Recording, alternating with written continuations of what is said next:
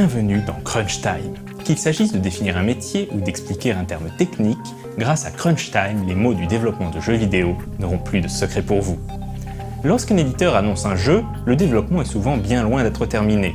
Et montrer un logo et quelques concept art est rarement suffisant pour susciter l'intérêt du public, surtout à notre époque de surcommunication permanente. Un teaser ou trailer cinématique peut faire l'affaire, mais les joueurs comme la presse réclament bien souvent des images de gameplay.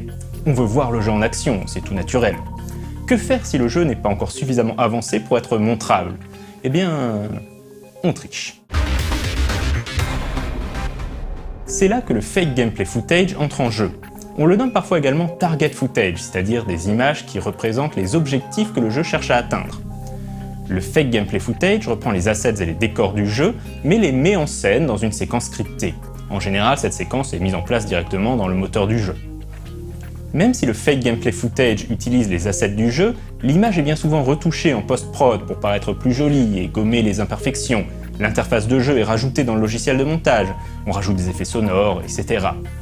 Le but est de donner l'illusion qu'il s'agit d'une vraie séquence de jeu alors qu'en réalité c'est une sorte de cinématique déguisée.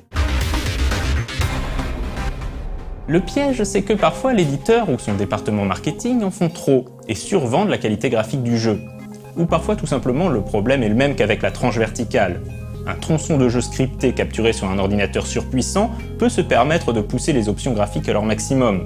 Mais lorsqu'il faut sortir un jeu complet à destination de machines domestiques, les développeurs seront bien souvent obligés de baisser la qualité graphique et désactiver certains effets.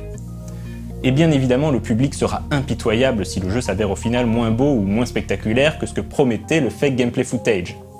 De plus en plus, les éditeurs tentent de se protéger en précisant dans un coin de la vidéo qu'il ne s'agit pas de vraies images de gameplay, parfois en jouant un peu sur les mots, par exemple en indiquant « image prise dans le moteur du jeu ».